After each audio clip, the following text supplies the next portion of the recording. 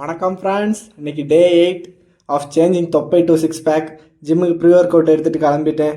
அப்புறம் இன்றைக்கி நம்மளுக்கு செஸ்ட் டேங்கிறனால நல்லா தம்பிள் ப்ரெஸ்ஸை புஷ் பண்ணி எடுத்துட்டேன். ஹெவி லோடில் தான் பண்ணேன், ஏன்னா ஒரு வாரம் போயிடுச்சு இல்லை, இன்னி போட்டு அடிக்கலாம், உடம்பு தானே பார்த்துக்கலாம். அப்புறமாயிட்டு தம்பிள் முடிச்சதுக்கப்புறம் செஸ்ட் ஃப்ளைஸ் போட்டேன், அப்புறம் பெக் ஃப்ளைஸ் போட்டேன்.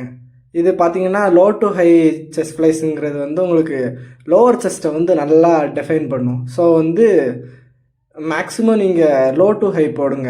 நல்லா மீடியம் வெயிட்லே ரெப்பை கண்ட்ரோல் பண்ணி போடுங்க. அப்படியே அந்த புஷ் பண்ணுறப்போ உள்ளேருந்து உயிர் வெளியே போகணும். ஐயோ இதுக்கு முடியாதுங்கிற மாதிரி வரணும். அப்புறம் பெக் ஃப்ளைஸ் நல்ல ஹெவி லோடு, புஷ் பண்ணவே முடியலை. இருந்தாலும் கை ரெண்டும் டச் பண்ண முடியலை, கான்ட்ராக்ட் ஆகுது. இருந்தாலும் முடியல, தாங்கலை. ஸோ இது வெறும் 8 கவுண்ட் தான் போட்டேன், ஏன்னா முடியல. ஃபுல் ஸ்டாக்கையும் போட்டு பார்க்கலான்னு பார்த்தேன், ஹாஃப் தான் போட்டேன். அப்புறம் ட்ரைசப்பு ஐயோ கீழாக இழுத்துருச்சு. நல்ல வேலை கீழே குப்பரை பாயலை, பாஞ்சிருந்தா அப்படி தான் மூக்கு உடஞ்சிருக்கும்.